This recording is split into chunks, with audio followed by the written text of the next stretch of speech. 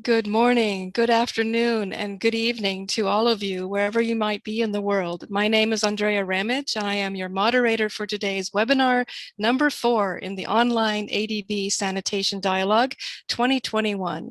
We welcome all of you. We have many people on this call and expect a few more before the time is done. I would like to acknowledge the many groups present and the great diversity of people present.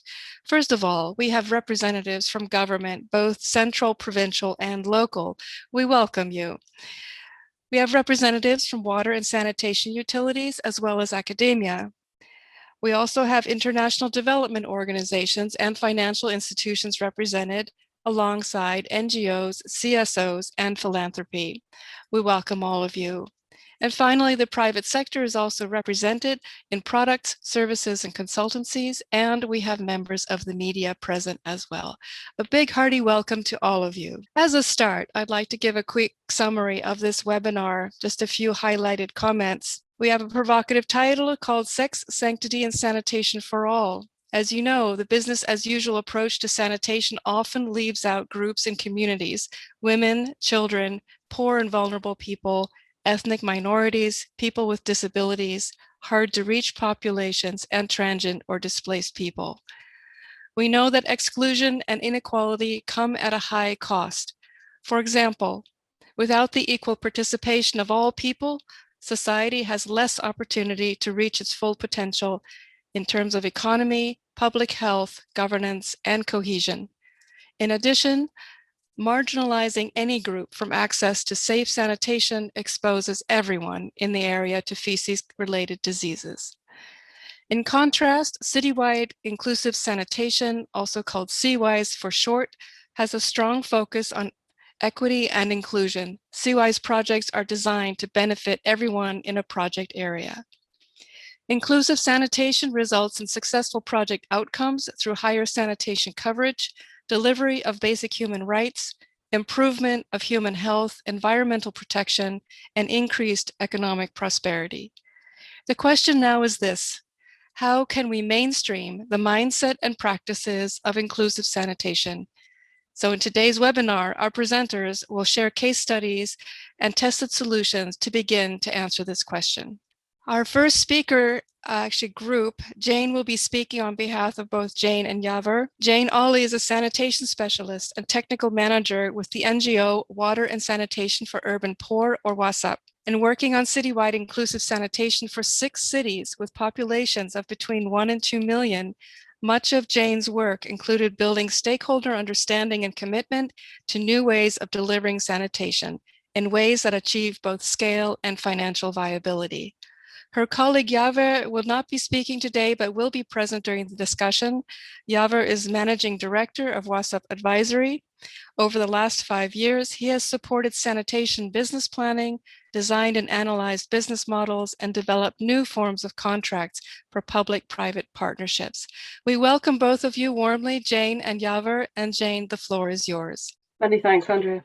Well, first of all, my colleague Yaver and I would like to thank the ADB for the opportunity to participate in the ADB Sanitation Dialogue, and I'm sure it's going to be a very interesting session. We wanted to start by demonstrating how building a clear understanding of the whole city can support the planning and implementation of a more inclusive sanitation service which serves everyone. So traditionally, when we talk about improving sanitation, the main focus of decision makers has been on expanding sewerage and ensuring the adequate treatment of wastewater from that system. But the reality in many of the cities where WASUP works, for example, is that sewerage services are serving less than 10% of the population, and most people rely on pour flush or flush toilets with septic tanks or different types of pit latrines. And a significant number in many areas are actually still practicing open defecation. So aiming for a city-wide service may seem like quite an overwhelming task, and it can be difficult to decide where to begin. And that is where that's why the CWIS baseline assessment is so important, or sort of understanding your city at baseline level is important. So the first step in that process is to build up a clear idea of the structure of the city. If we take the example of Lubango in Angola, if you can see on the diagram here, we have the administrative boundaries of the city have been marked. But if you overlay, and that is the traditional area, planning area for sanitation improvement. But if you overlay that with population density in the city, you can see that the city has grown beyond its boundaries and in different directions to the north and the southeast. And you do need to consider that, take that into account when you are planning for improved sanitation. So you need to be flexible about the way you consider the city. And it's also important to understand the types of settlement present in the city, as this will affect the sanitation technologies that you'll be able to use and the service models. So for example, if you're in a very dense slum area, it may not be possible to introduce household toilets. In this case, you might be looking at more shared solutions for sanitation. So once the boundary of the city is defined, survey that devised a citywide sanitation survey, and that's conducted on a sampling grid method. So here you can see we conducted this citywide survey in 3 cities in Madagascar, and you can see on the map the grid points of the sample, and that's across the whole city. So the sample is taken across the whole city, and by taking the sample in this way, you can identify areas which are prone suffering from open defecation. You can see where there might be burying of sludge instead of the use of emptying and transportation services. And you can compare the level of service which high income and low income areas have access to. So these things are possible, but you can also look at how sanitation services are perceived. And we spoke to women and girls in these 3 cities to start to determine what are the factors that impact on whether they feel safe using their toilet at night. And we looked at a number of aspects, for example, lighting on the way to the toilet, whether the toilet had lockable doors, and also the distance that they had to do in a round trip. And these things did have an effect on how safe women and girls felt using their toilet. But the most striking result, or the most was the one that had the most impact, was the fact of the sharing arrangements for that toilet. If you had a shared toilet on your premises, the safety factor was similar to that of having your own household toilet.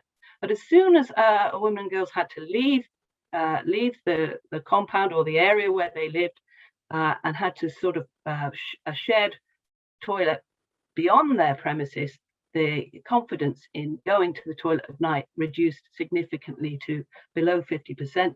And in the case of where only public toilets were available, they were reduced to 10 to 15%. If we now look at the example of Vizag in India, here the focus was on eliminating open defecation. So after an initial mapping process for open defecation hotspots, and also an analysis and assessment of the current status of public toilets or community toilets in the city government adopted a ward-by-ward approach. And this meant that they formed open defecation-free coordination committees, and they involved the community and particularly women's groups in the definition of a ward-level ODF plan. And what they did was to identify the areas which had the least number of hotspots, so you could get some early wins so that these wards could very quickly become open defecation free. And then they would work progressively through the 72 wards until all of the wards were open defecation free. And this meant that they could obtain the status for the Swachh Bharat program as a city which is open defecation free. So starting from the modeling, you then manage to eliminate open defecation.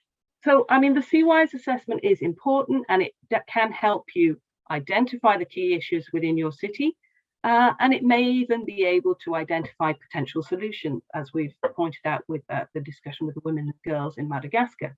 But that's not enough on its own. The existing situation is well established.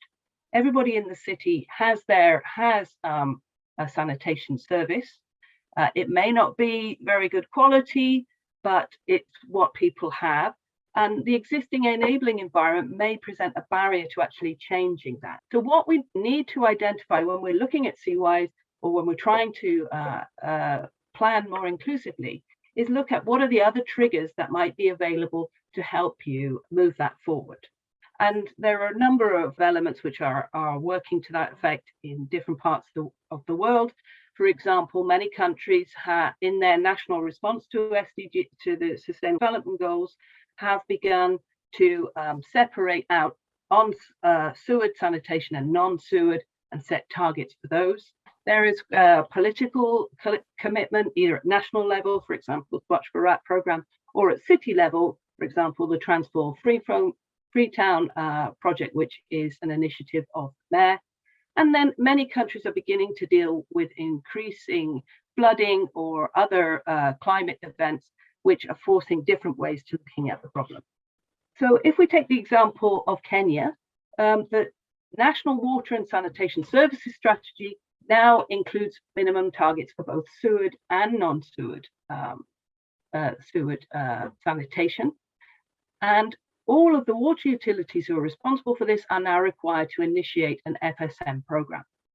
So we've been working with Mawasco and other stakeholders in Malindi to begin to take on this new responsibility and create an effective enabling environment for the implementation of CWIS. And one of the key steps in pushing that process forward was clarifying the mandates of the different organizations so that everybody is clear about what their role and responsibility would be in taking CWIS forward. That helped develop a platform of coordination between the stakeholders, and they have gone on to develop a CWIS plan for the city and are working to implement that plan. And finally, another example is the city of Lusaka in Zambia, where work to demonstrate service delivery models for safe emptying have served as starting point for the design of a further investment programs, the Lusaka Sanitation Program, which is currently being implemented, which now begins to consider not only sewerage networks in different areas, but is also focusing on the on-site sanitation infrastructure and service provision models in many of the peri-urban areas which depend on that for their sanitation. And one of the key things here is the need to strengthen the organization who will be responsible for on-site sanitation through the development of their skills, a different mindset that they need to have to run the FSM business. So there's a very quick journey. So the key things I want to stress are that a detailed understanding of the city, customers, and existing sanitation services is absolutely essential to move for improved sanitation for everyone. But that on it, the understanding on its own is not enough. We need to understand that this is a very different way of operating, and we need to find what are the triggers that can help us achieve that change. And finally, moving along the CWIS roadmap to sanitation service for all requires a deep understanding of the system. And that's based on understanding the customers, being able to support the transformation of service providers, and to provide a supportive enabling environment. So thank you very much for your attention. I just wanted to let you know that the information from many of our citywide surveys is available on the net, and you can have a look here. It's public and open source information, so please feel free to access the data and see and pull out what you like from the data sanitation situation. Thank you so much, Jane. Thank you for kicking us off today at webinar number 4. Your mention of another resource gives me a reminder to everyone that we have an option to post resources in the chat, and if they are posted there, they will end up in the CWIS Knowledge Hub on the event website. So please feel free to share freely so that those resources can be shared broadly. So thank you very much, Jane. Let's go to our next speaker then. Thérèse Dooley is a regional WASH advisor for UNICEF in South Asia, leading UNICEF's water, sanitation, and hygiene programs across 8 countries, including Bangladesh, Afghanistan, India, Pakistan, Nepal, Bhutan, Sri Lanka, and the Maldives. She's an advocate for community engagement and empowerment, believing that behavior change at all levels is fundamental to our achievement of the SDGs. Thérèse, the floor is yours. We welcome you. Thanks very much, Andrea, and thanks to ADB for such a great series. We've been really enjoying it so far, all the UNICEF teams. And just to follow on from Jane and Yav, because I think tonight's fluid transition between the two of us in terms of equity inclusion in all that we do. As we said, you know, when we're looking at citywide inclusive sanitation, we've got lots of pillars, lots of elements, lots of hows and impacts. But one of the key pillars really is on equity and inclusion. And basically, I'm going to talk quite a bit around the gender and social inclusion part of that pillar. I think when we talk about social inclusion or inclusion, we've got to remember that it's not separate people. We're all one part of a broader whole. And without everybody being involved, it's like having an apple that's not complete. It's like just taking a segment out of the apple. And we wouldn't buy a damaged apple. So why should we buy a damaged program that's not complete and all inclusive? So within that, within the inclusion bracket, I think we're really talking about people who maybe have lower incomes or poor or more marginalized. We're talking about ethnic minorities, and in the case of our region, often different castes or lower castes who may be part of a community but to one side. We're talking about people with disabilities or different abilities. We're talking quite often about transient and displaced. And I mean, I think if anything that COVID showed us is the number of displaced people and the number of migrants we can have coming into cities and in times of need. And of course, we're also talking about the critical role and the critical element that women and children should have in all that we do and all of our implementation. I take this from Rod Shaw, because I think when we're starting to think about inclusion, we really need to put ourselves into other people's shoes, because if not, we're planning on their behalf or we're implementing on their behalf rather than having them involved in the process.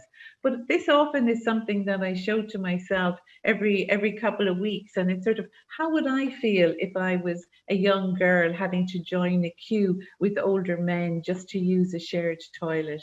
Or how would I feel if I was disabled and I had to crawl through feces or dirt in order to get access to a toilet?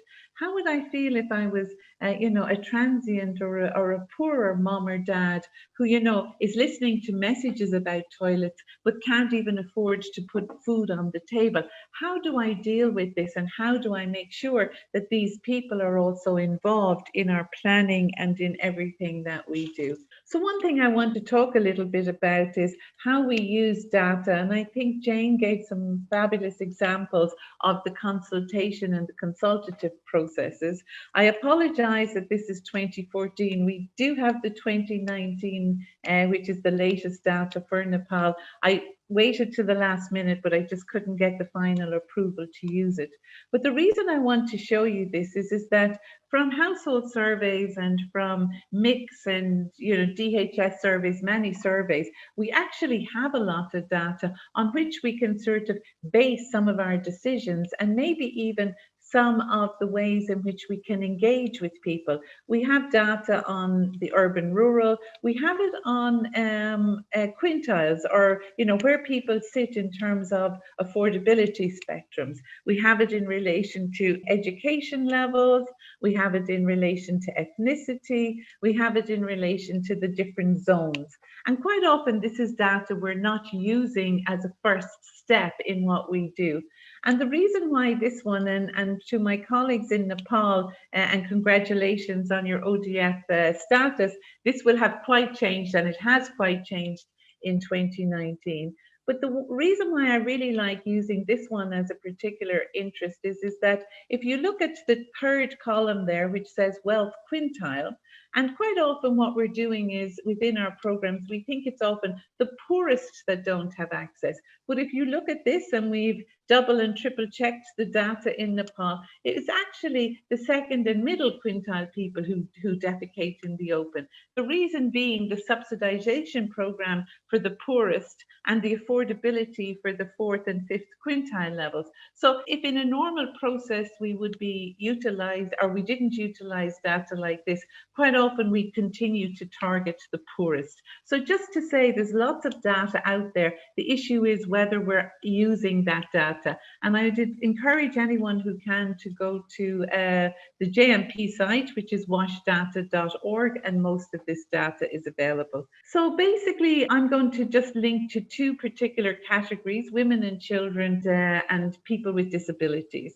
So the most important element, as I said, is that everything that we do has to be inclusive, integral, and integrated. Women and children aren't a special category.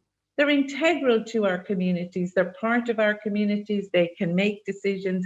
They use toilets. They shouldn't be seen as an add-on or as a special category. From day one, whether it's women and children or people with disabilities, we have to involve them, and not as, let's set up a special group. We have to make sure that it's all inclusive, all integral, and all integrated.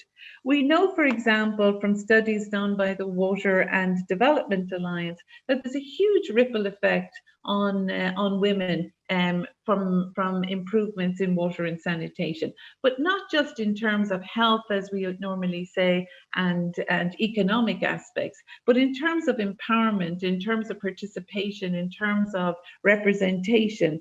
I mean, and also, you know, one of the studies showed that 62% of male colleagues really sought to see what's the valuable role that women played in their society when when they were heavily involved in WASH projects. The second part is the link in relation to, for women and particularly for girls, is the availability of facilities in homes and in schools and in healthcare facilities. A critical element that WASH can play in the reducing gender-based violence, and of course menstrual hygiene.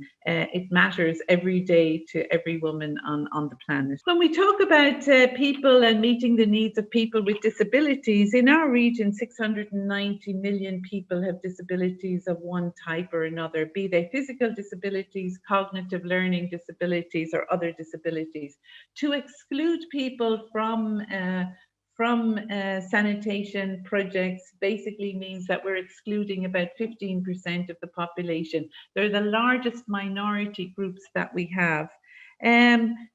I leave the figures here to speak for themselves, but people with disabilities, and particularly children, 18% are less likely to have improved water and sanitation, and access to soap and water, particularly when we're talking in times of COVID, may also be less, despite the fact that they're much more at higher risk for diarrhea, respiratory illnesses, and fevers. Finally, some quick examples. I mean, we've had major examples of our response to polio in Lahore, Karachi, and a couple of the large cities in Pakistan, and indeed Kandahar in Afghanistan.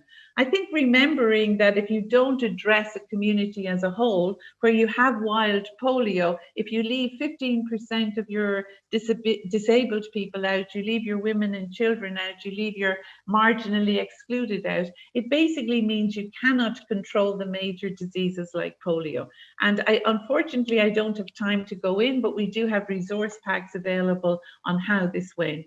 Similarly, for COVID-19, I think we all learned that we're not alone in COVID. It affects what people in neighboring households, neighborhoods do, really impacts on what we do. And we've just completed a gender-based violence audit in Cox's Bazar. And again, we have technical briefs on that we'll make available. And just to say that all programs should be inclusive, integral, and integrated. We need to ensure equity from the start of our program and not as an add-on. Who are we targeting and what context? And the whole human dimension of social inclusion is really, really vital.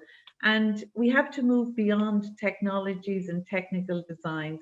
I think, as Jane rightly put it, we've got the whole element of political commitment, we have the whole element of capacity building, we have the whole element of the enabling environment. But sometimes what we end up thinking about is whether we're building a ramp to a toilet or whether we're putting special designs in. But we have to move beyond technologies to the norms and behaviors and the society that we're working with. And in that way, we'll get the overall ripple effect. And a child is a child, no matter where we are, and they're integral to our society. And I think the impact we can have on children by being overall inclusive should never be underestimated. Thank you very much, and apologies if I've gone over a little. Thank you so much, Thérèse. Very provocative. Thank you so much. We have time for a question for each of you. So I'll start with a question for Jane.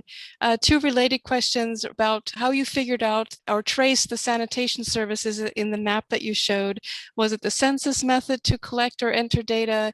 If it was the census method, what was the cost implication? And then a related question, whether the fecal matter flow diagrams, the SFD, was applied, or the city service delivery assessment, the CSDA tools, were applied. Yeah, thank you. Yeah, so as I say, when we do the citywide survey, we do start from looking at the administrative boundaries, looking at the data that is available, and we overlay it with population density. As we found, that helps us understand more about how the city is actually growing in practice. The way that we do the spatial grid method that we use is a method which is I can't give you the exact cost, but it is a good value for money, as it helps you cover the whole city. I mean, many times we do cluster, don't we? Cluster around specific areas, but this method helps you cover the whole city. And if you want more information, if you look at the end of my presentation, there is details of that methodology. There's a publication that we have on how that is done. In terms, I think I did answer Govind. Yes, we do. What we do is we take the survey data and we combine that with data that comes from secondary sources, from key informant interviews, and from focus group discussions with different groups to develop the fecal flow diagram, and in some cases also the city sanitation assessment. We also do that as well as an output from that process. Thank you very much, Jane. And for you, Thérèse, as a question here, do you think there is an adequate willingness on part of national governments to track and assess sector functionality during a change process to CWIS? Change functionality, I think, can be interpreted by city corporations and others in different ways and different means. I think quite often what we struggle with is even accessing the change or what we want to change in the first place.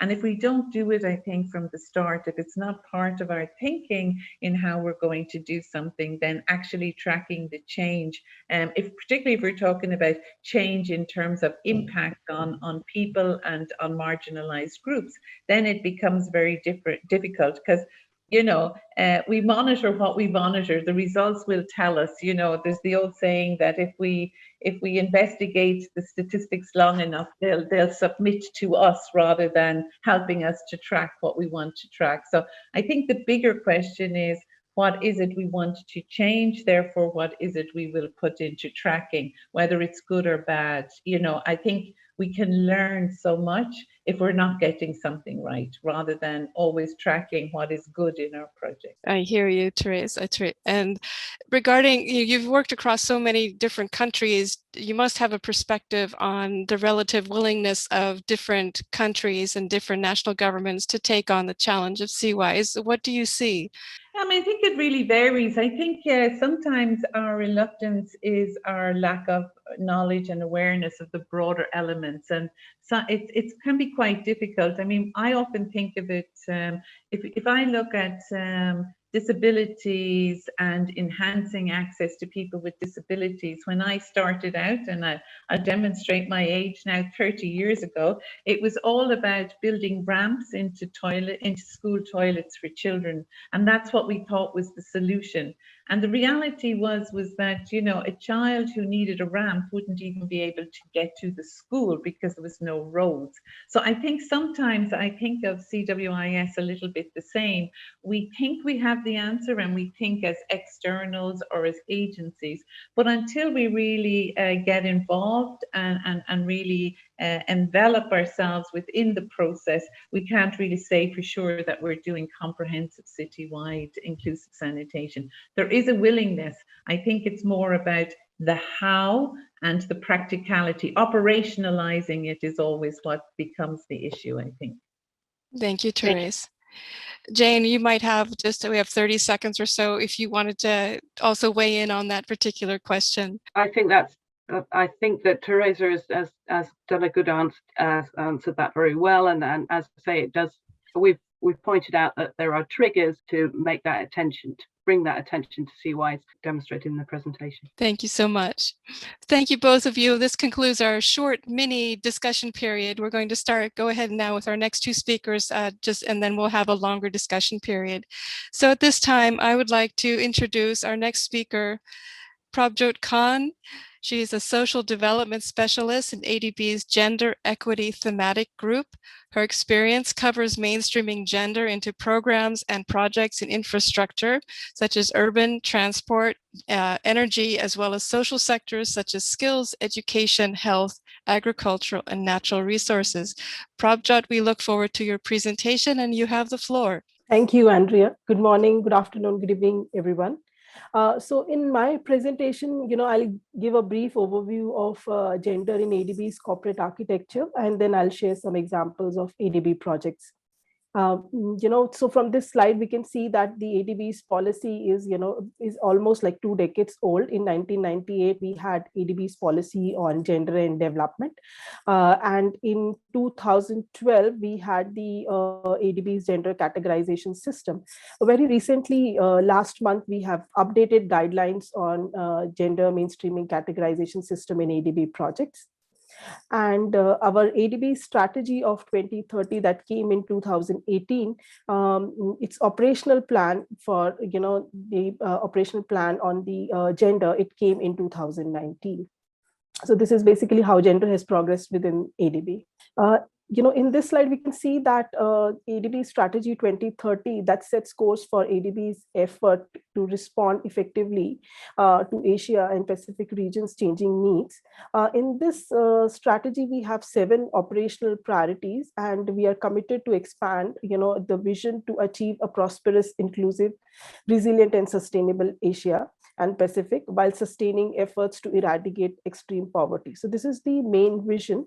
And within this, strategy 2030, if we look at our operational priority 2, that recognizes gender equality as, critical in its own right, but also the gender equality and women's empowerment being central to, 2030 agenda for sustainable development, to which ADB and its member countries, have committed to.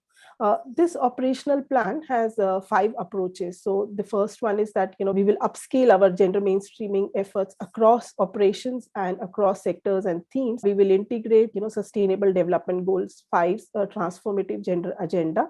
We will enhance gender mainstreaming in our non-sovereign operations, and we will tackle multiple gender inequalities simultaneously through integrated solutions, as well as we will build the capacities of our developing member countries and clients. In this operational priority, we can see that on sanitation, we have following commitment that expand household access to water and sanitation and contribute to reducing women and girls' time poverty at the project level. We can see that in this slide, I mentioned previously about ADB's gender categorization system, which came in 2012 and is being recently updated. So in this, we have 4 categories that each and every project of ADB gets. It starts from no gender elements to some gender elements to effective gender mainstreaming and the gender equity.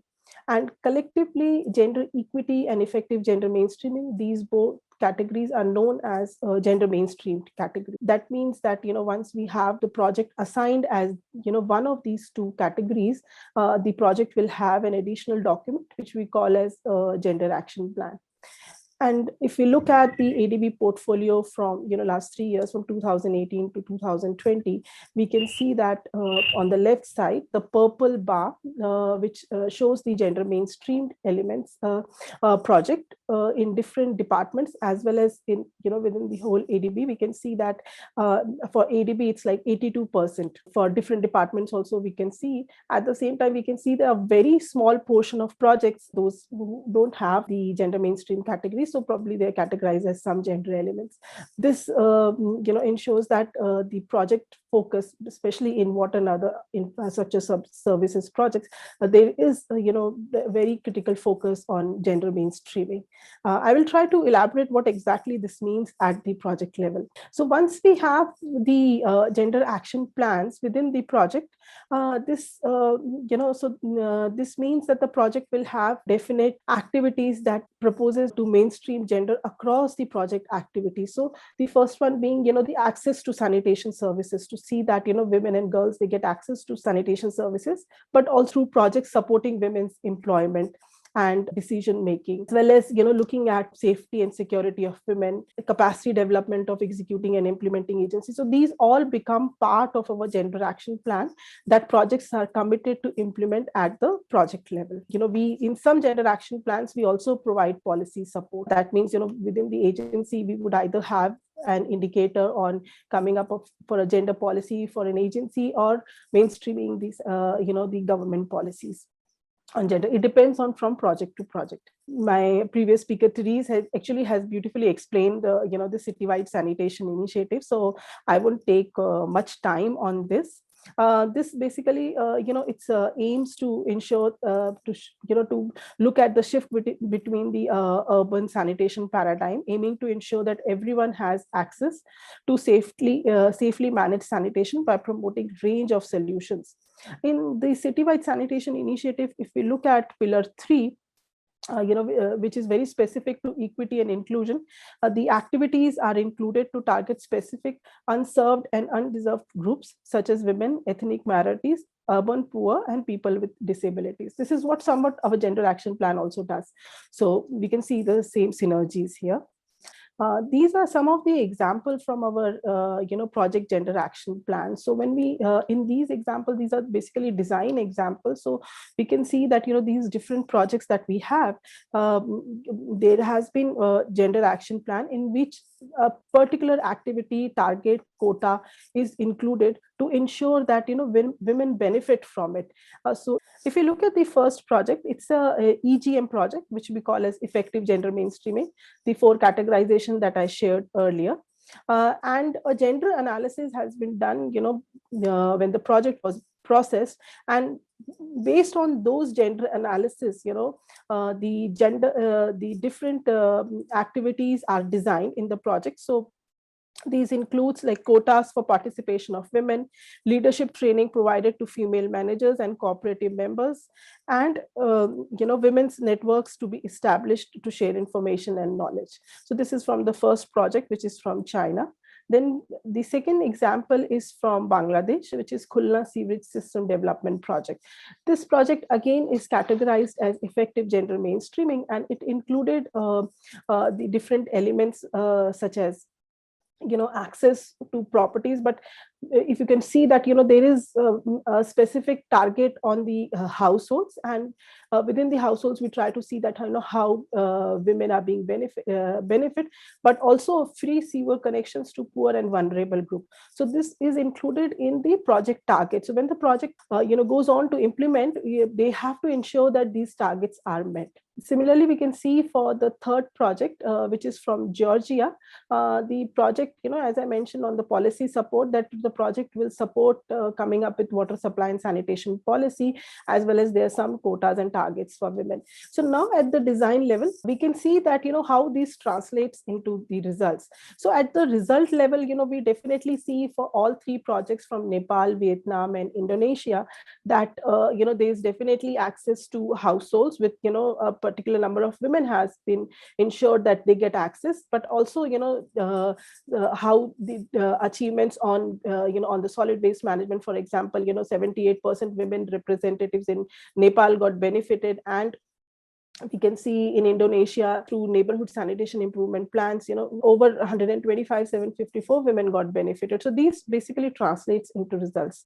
Now, when we look at the results, we not just look at the the practical benefits that the women has got, but we also look at the strategic gender benefits. While assessing gender results through ADB project, we analyze this, and the practical gender benefits are basically response to immediate perceived necessity. These are practical in nature and often concerned with the inadequacies in living conditions such as access to sanitation. But when we look at these strategic gender benefits, these are basically the ones which challenge the gender notions on the ground. For example, if we give a quota for women in the decision making, we see that over the period of time, women, it not only improves the position of women in her family, but also in society and in her community as well. So those strategic benefits are assessed.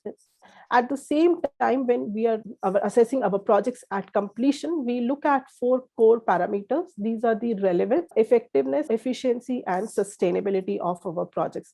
But at the same time, when we talk about design and implementation, our main learning is that without effective project management, to achieve these results is not possible. For that, we need to allocate human and financial resources to the project. We should ensure that there is monitoring, reporting, and evaluation. For ADB, we receive quarterly progress reports from our projects, and then collection of sex disaggregated data. Sex disaggregated data is very important because it enables policymakers assess the situation and develop appropriate evidence-based responses and policies. So this is what we insist in our projects, and this is our learning also. Thank you. These are some of the knowledge projects. As I mentioned, developing capacities of our developing member countries is one of our core criteria. So time to time, we come up with different knowledge products, and these are being developed and disseminated to our clients and executing agents. Thank you so much for an inside look into gender mainstreaming at ADB. I'd like to introduce our next speaker, please. PD Rezaul is a project director of Third Urban Governance and Infrastructure Improvement Project in Bangladesh, a project financed by the Asian Development Bank. His work in developing infrastructure for solid waste management, fecal sludge management, and other sanitation works has included gender development, social and environmental safeguards, and benefits monitoring, as well as urban governance, improvement, and capacity development activities for municipalities. PD Reza, we welcome you and look forward to your presentation. You have the floor. Good morning, good afternoon, and good evening to everybody. So I am from Bangladesh. My name is A.K.M. Rezaul, Islam Project Director, acting at. So we have our gender and sanitation in our project information that we are going to present here. So as we see, Bangladesh got liberated in 1971. Then we had our constitution in 1972. We had laws. It is shown that very specifically, we have our Local Government Act founded in 2009. And at that time, there was a project funded by ADB, the Urban Governance and Infrastructure Improvement Project 1. At that time, the consultants and the project people worked drafting the act of very first act with regard to local government. And then we have our National Development Plan. As we see, we are now passing this 8th 5-year plan. And we had sanitation policies, and the last one we founded in 2014, National Strategy for Water Supply and Sanitation, and also National Hygiene and Promotion Strategy for Water Supply and Sanitation.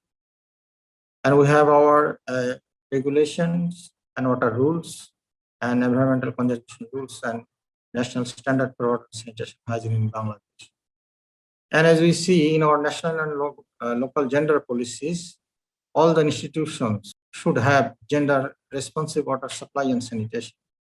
This is our priority, and also sanitation and sewerage and drinking water for women have been prioritized in our national and local policies. As we see the mandate of sanitation in Bangladesh, in the national level, we have 2 organizations, that the Department of Public Health Engineering and Local Government Engineering Department, DAD, responsible for urban sanitation.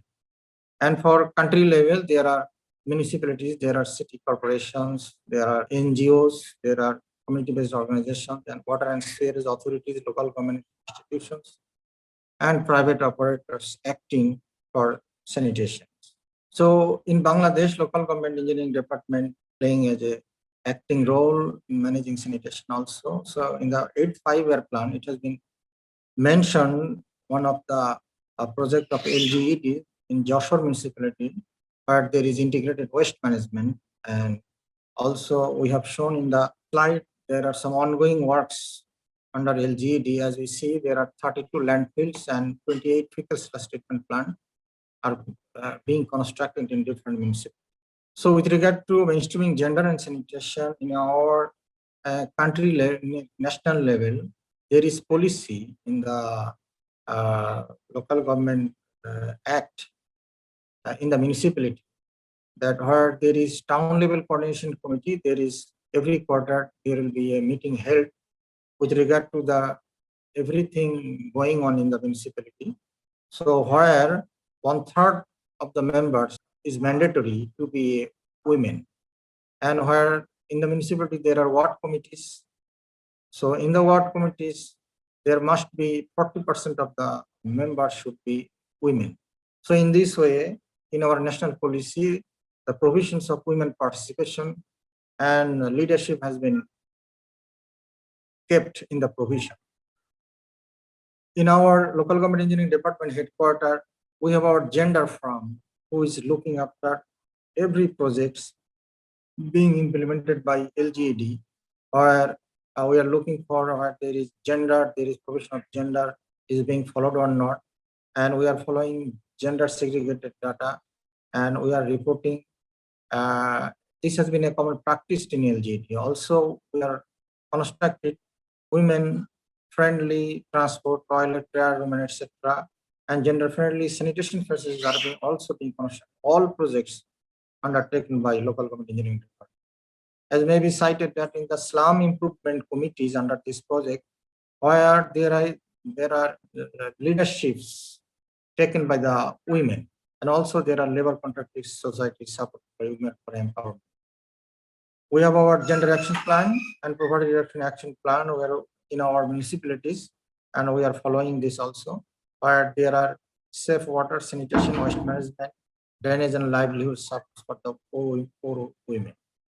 We have you're observing every events with regard to national sanitation and women's related issues. So we have, this is our project, that is the third urban governance and infrastructure development project. As we see, this project is going to be finished in June 2022, maybe 1 year ahead, and we have shown some pictures. So the concept of UGIP is very popular in Bangladesh. This is a popular concept for sustainable development, and this is proven that it works. As we see, this project is a performance-based allocation where the governance improvement has been kept in the forefront and infrastructure development has been linked.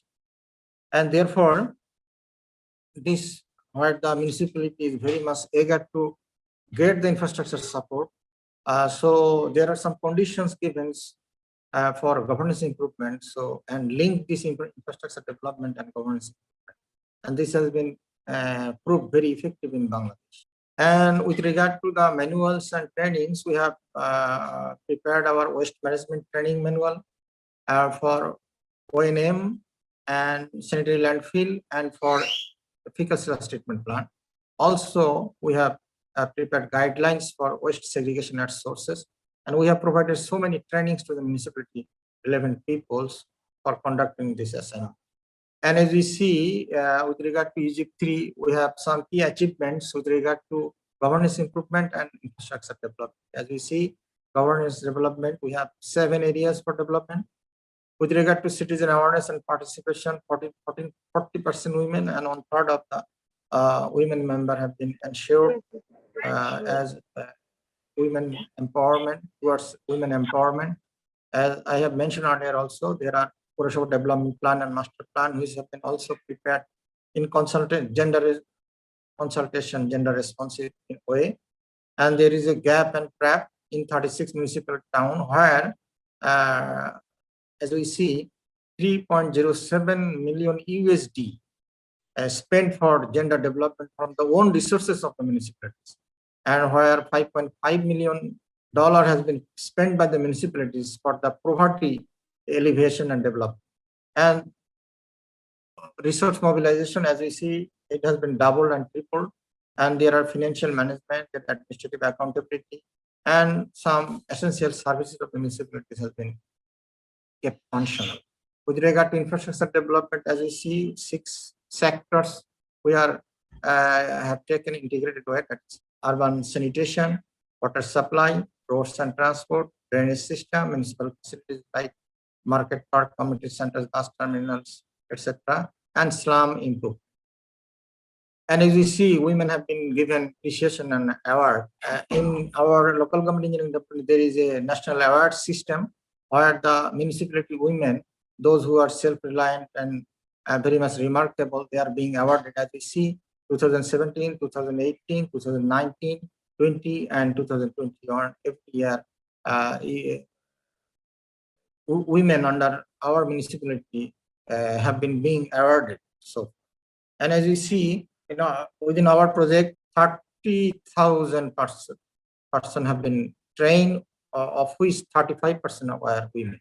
So as we see, women are in active participation in different programs like celebration of different days and sanitation month or 40th meeting, TLCC meeting, and celebrating Women's Day. So in our project, we are constructing women-friendly sanitation like infrastructure like toilet, tube oil, like bathing places for women, and for public toilets, and participation of women in rally, national sanitation everywhere. And then the last slide, last photo, we are showing the slum improvement committee where the women are taking leadership for supervising the construction works. So thank you everybody for showing patience, and thank you all. Thank you so much, PD Rezaul. We appreciate your presentation for finishing us off here with the presentations. At this time, I'd like to start our discussion time, our longer discussion time. We have about 25 minutes with our distinguished speakers, and if our event team could bring us all onto the screen, that would be lovely. As that is happening, I'd just like to remind everybody that the survey is being posted in the chat for you to respond to. We value your input on this webinar and are using that input to improve each webinar subsequently, as well as future events. So thank you very much for your input. With that, we have a number of questions from our participants, and I'd like to talk with you about disruptive change and examples, and also what each of your organizations can do next. But let's start with the idea of disruptive change and triggers. So each one of you has talked about the change that is needed, right, regarding CWIS, gender mainstreaming, helping disadvantaged groups, whatever they might be. When you think about disruptive change, what is that disruptive change that needs to happen specifically? And I'd like to give this question to all of you to answer, and I'm going to start in the order that the speakers spoke. So let's start with Jane, and then Yaver, and then Thérèse, Prabhjot, and PD Rezaul. So Jane, would you like to speak to the idea of disruptive change and what that looks like? I think, considering we're the two on the one presentation, I'll hand that question to Yaver to answer. Thank you very much, Jane. Thanks for throwing that my way. I think that if we could just start with the idea that Jane highlighted, that everybody's managing somehow with sanitation. It's not like nobody's got anywhere to go, and of course many of these situations are unacceptable, unsanitary, unsafe, and all of those things. However, what we've learned, and WSUP has been working in city sanitation for 15 years, which is a long time because the focus previously was on rural sanitation.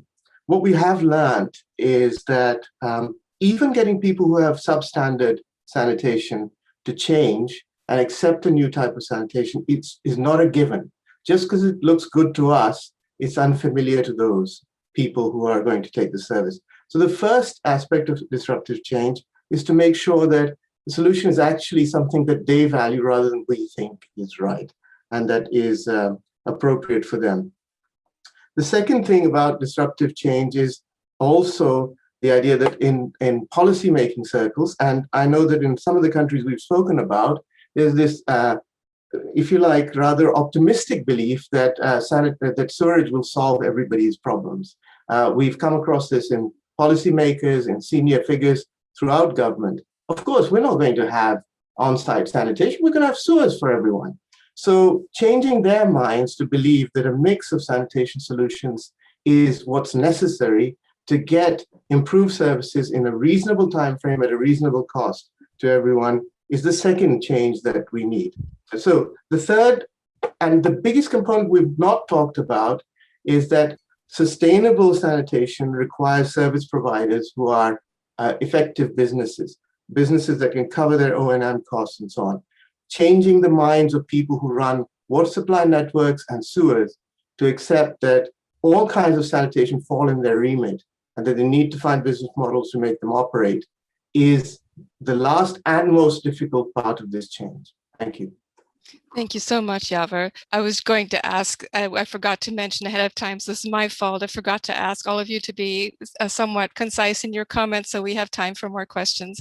Thank you, Yaver, for actually setting us up very well. I would like to turn now to Thérèse to answer, give us your take on this idea of disruptive change. And I'll also ask if you have any specific example. Those can be so helpful in understanding what you mean.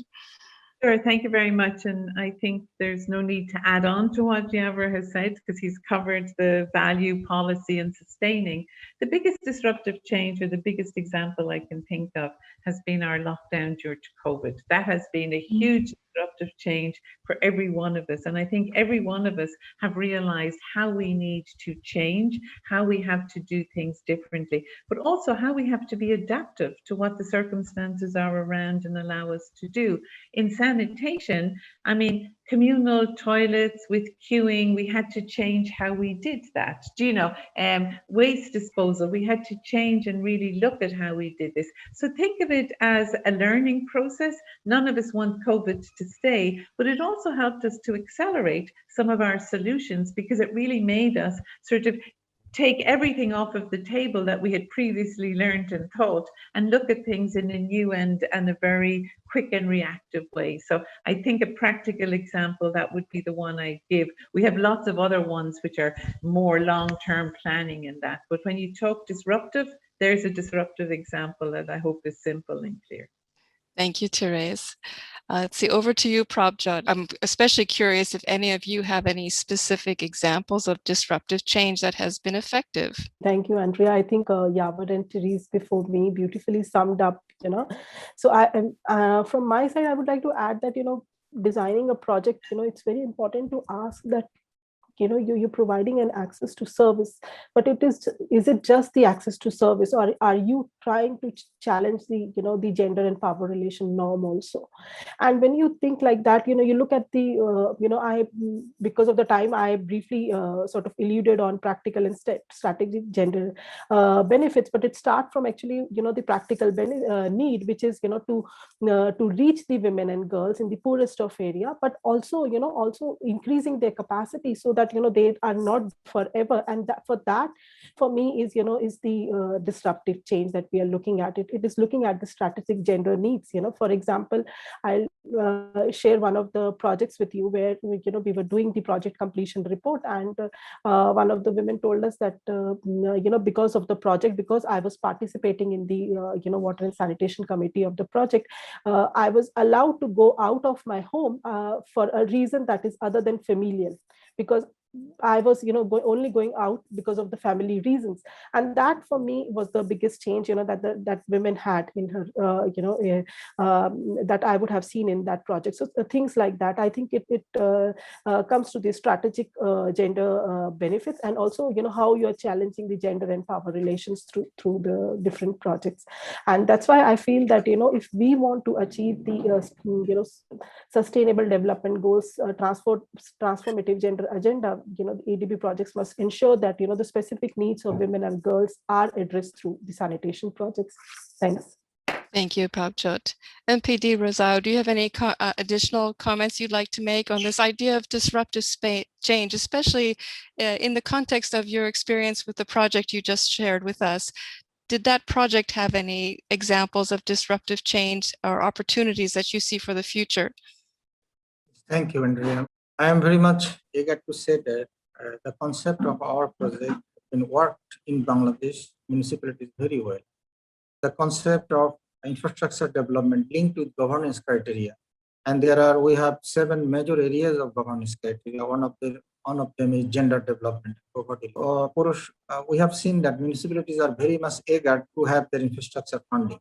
But if we can link that, if you can improve your governance, or if you can improve your gender, poverty, elevation, strategy, policy, and this way, that way, then I think this strategy will work very much towards achieving our goal. And very related with this issue, I can assure, we can tell that in our project, municipalities were at that time, before the project start, municipalities was not spending anything for gender sanitation and this poverty alleviation. And as then when we have linked this interlinked with governance improvement and capacity development and infrastructure development together, then we have seen that municipalities have, from their own resources, they are spending for gender development, they are spending for poverty alleviation, they are spending for sanitation.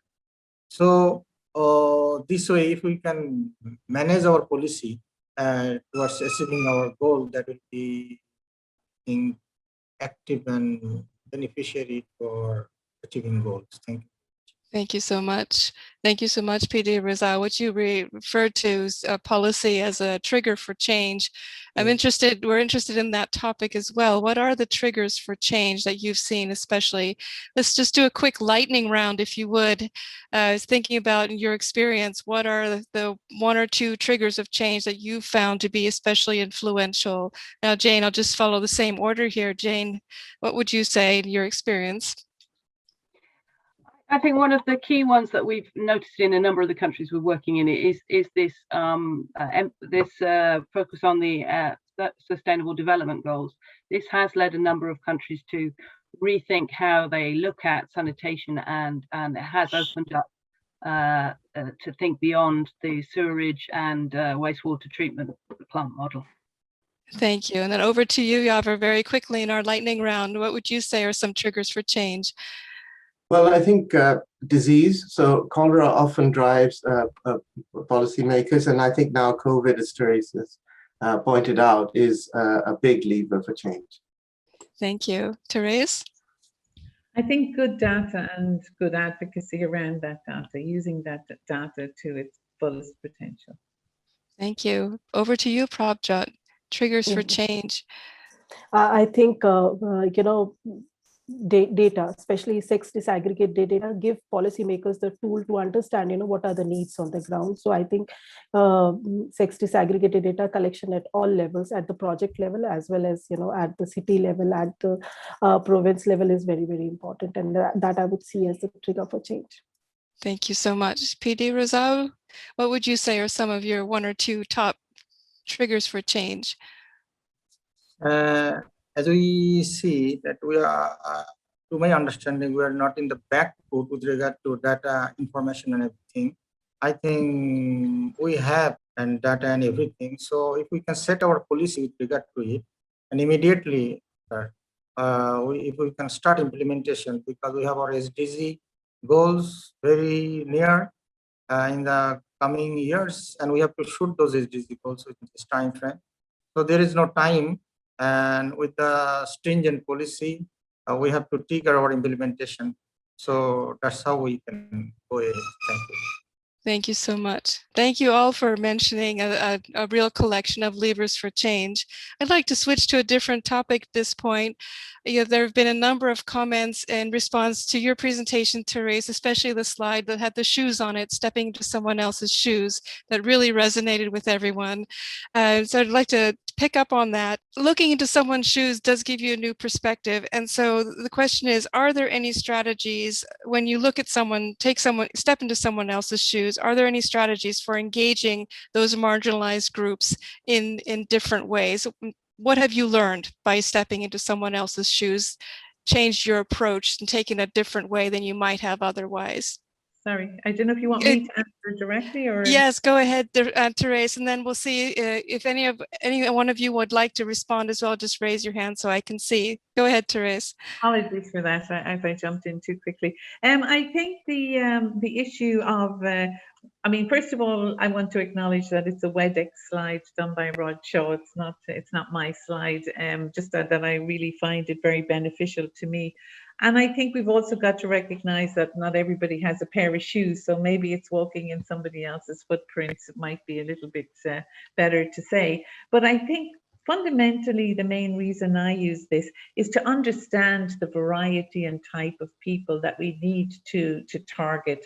And it's not target as a recipient, target as somebody who's included and who we include in everything that we do. And that to me is the most important element. It's not that we walk in someone's shoes to understand how we can serve them. It's to walk in their shoes to understand how we can include them in our processes, in our planning, and in what we do. And to me, that's fundamentally the difference.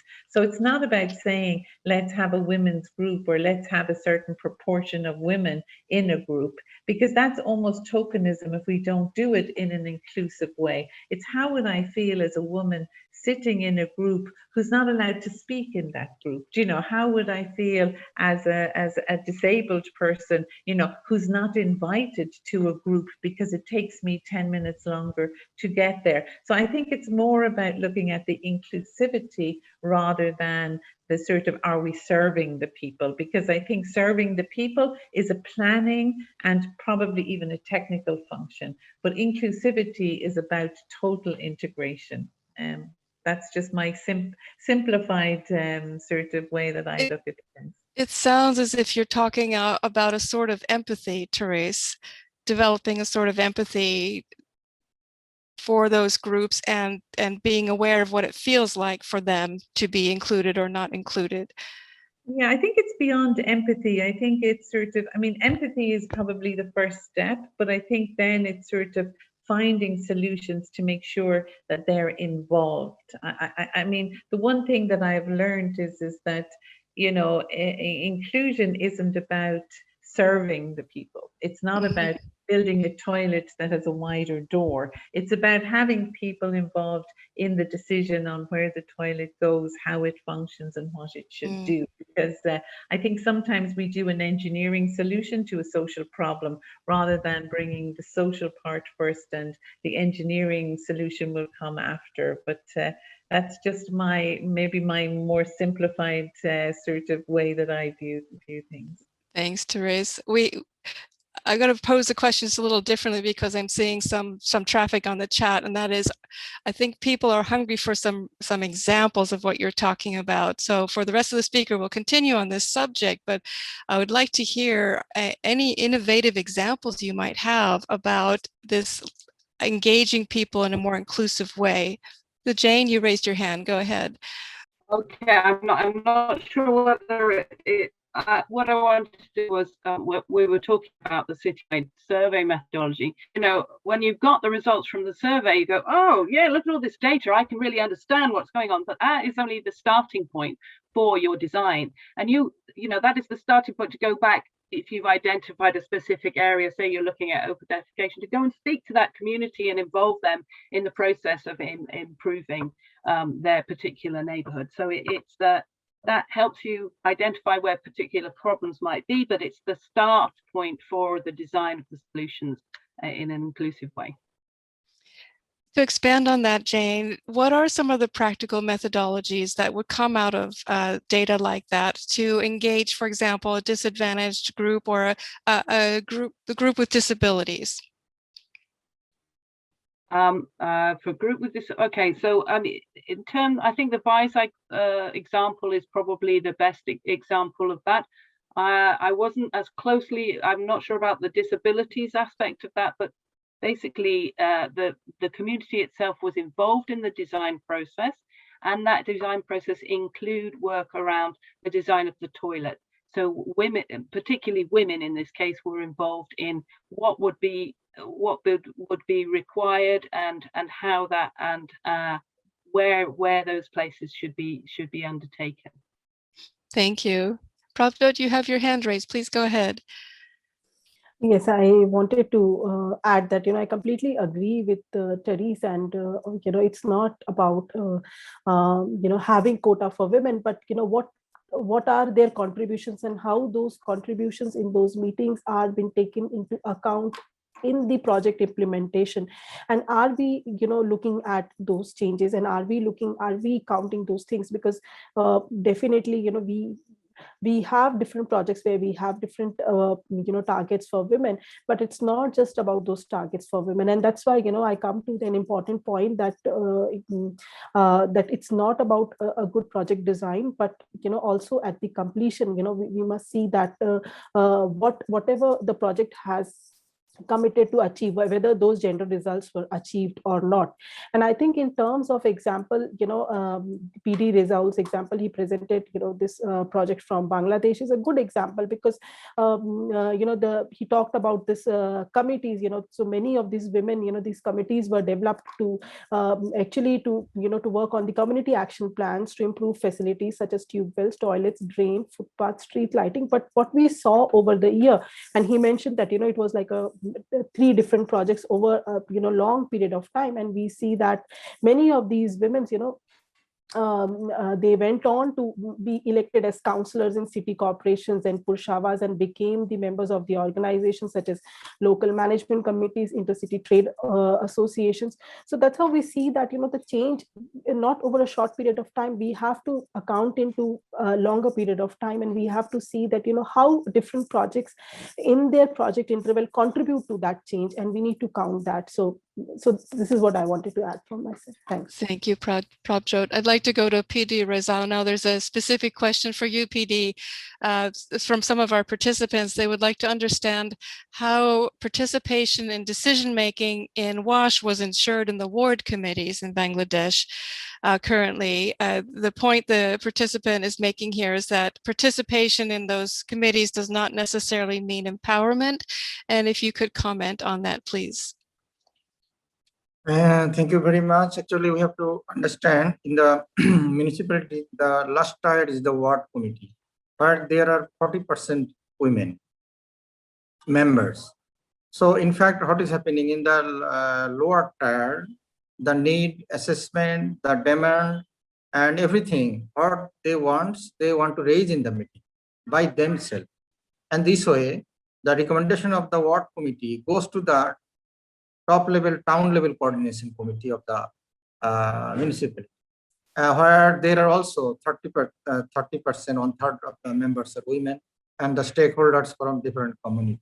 So this way, the women's empowerment, need of the women and the locality are being assessed and are being given valuation. I mean, they evaluated in the next tier or the higher tiers. So this is coming from the root level. I just want to summarize this, the need and the assessment of the root level of the community. This is going to be prioritized in the higher level. That was not given priority before this act. So this way we are giving valuation to the, we are emphasizing their need, and we are given to the priority what they want, not something else. So this way we are doing. Thank you so much, PD.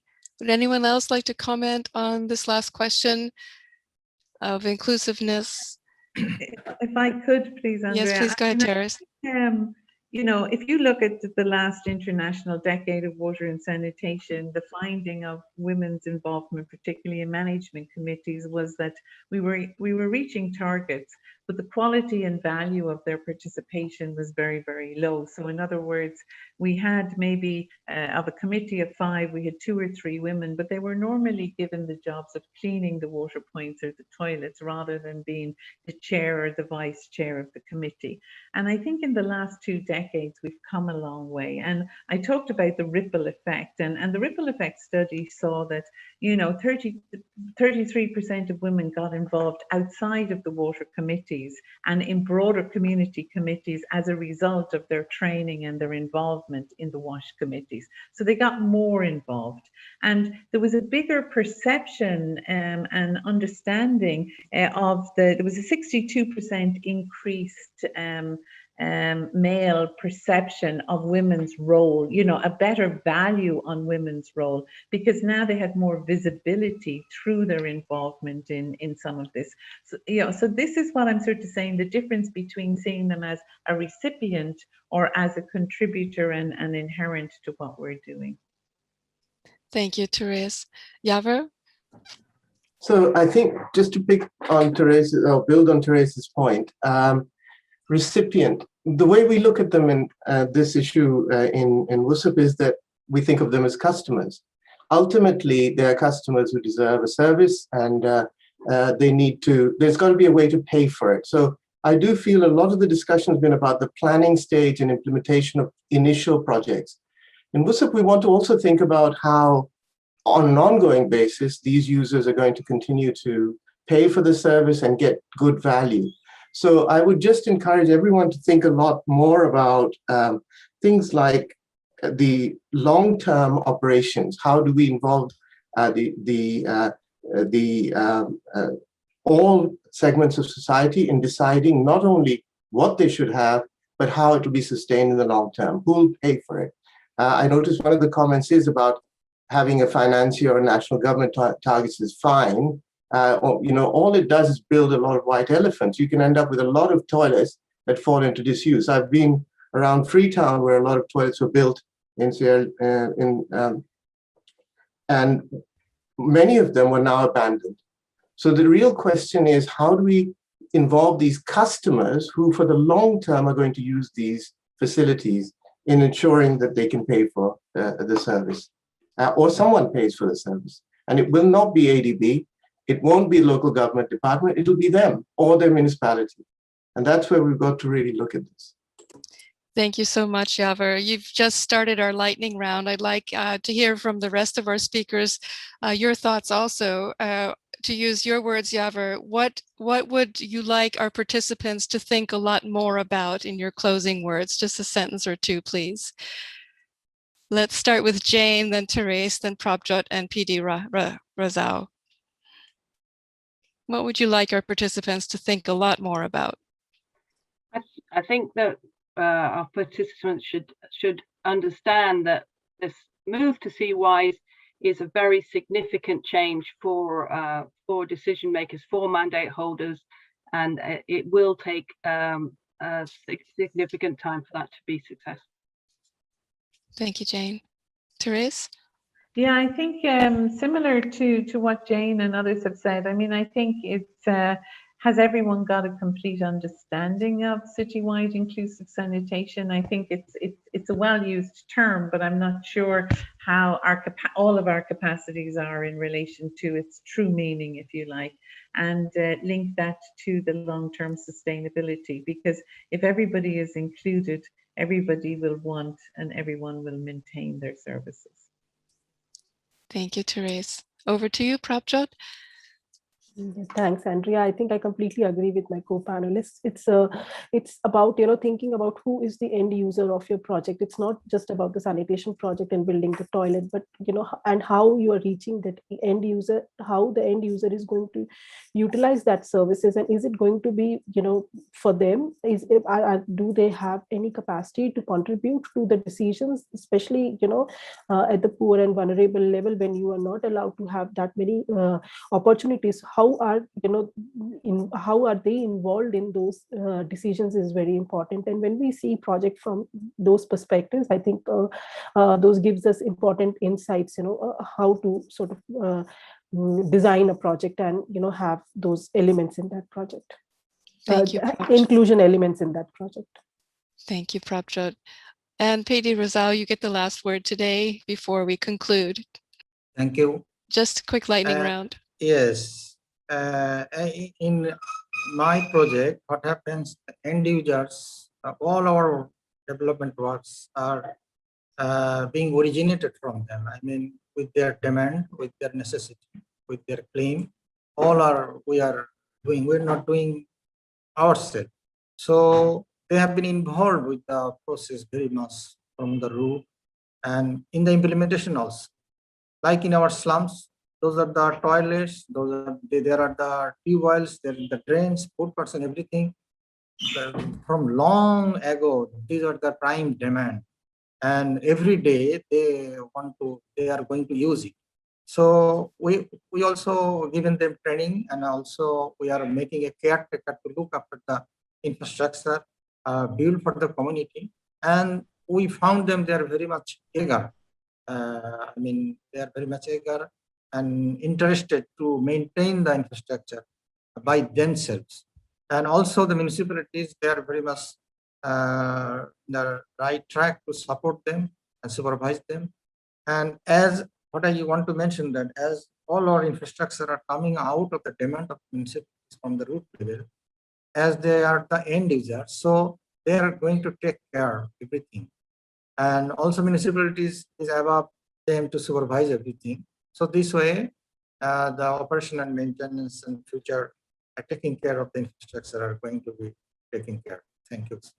Thank you, PD Rezaul. Thank you to all of you. A hearty, warm thank you for preparing your presentations so well and giving us a lot to think about. To all of our speakers, Jane, Thérèse, Yaver, Prabhjot, and PD Rezaul. I'd just like to finish with a few concluding remarks that go back to the presentations we heard today. Regarding assessment, one thing we heard early on from Jane is that achieving inclusiveness needs to be anchored in evidence of the current and the foreseeable situation, hence the need for a base assessment of the municipality, looking at urban growth and the changing urban circumstances. Together, we've also explored the magnitude of the inclusiveness challenge. There's a need to identify stakeholders and how they can be engaged, as we've heard from our speakers, in advocacy, planning, building, and operation of sanitation services from collection all the way to disposal. Big question, can we get there? From our speakers, I think the answer is yes. Inclusiveness can be achieved in sanitation services, and there are examples of robust, successful strategies. We should leverage off these success stories, and as we are doing during this webinar, we should share those stories to learn from each other. And finally, I hope you see ADB as a partner who insists on and ensures inclusiveness will be part of any sanitation project design. ADB can help advocate for inclusiveness and help you leverage technical and financial support that will shape government policy and programs and projects aimed at delivering sanitation for all. And with that, I have just a few reminders to leave our participants. So if we would, let's go to that final slide. I'd like to remind everybody that up next is the workshop number four in our how-to series toward achieving gender and social inclusion in urban sanitation. If you are registered for that workshop, we encourage you highly to log in to attend for another informative session. Webinar number 5 takes place tomorrow, strategies to keep sanitation services operating, a slightly different topic, as well as another in our how-to series tomorrow.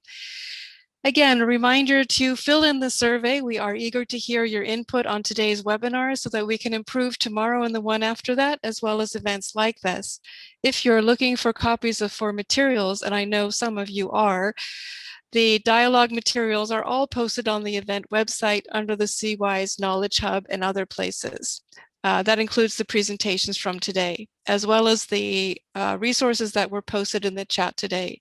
And finally, if you have a need to contact the event organizers or a speaker, please reach out to the email addresses below. And with that, I bid you good morning, good day, and good night. Thank you for your attendance and your participation. We hope to see you tomorrow. Take care.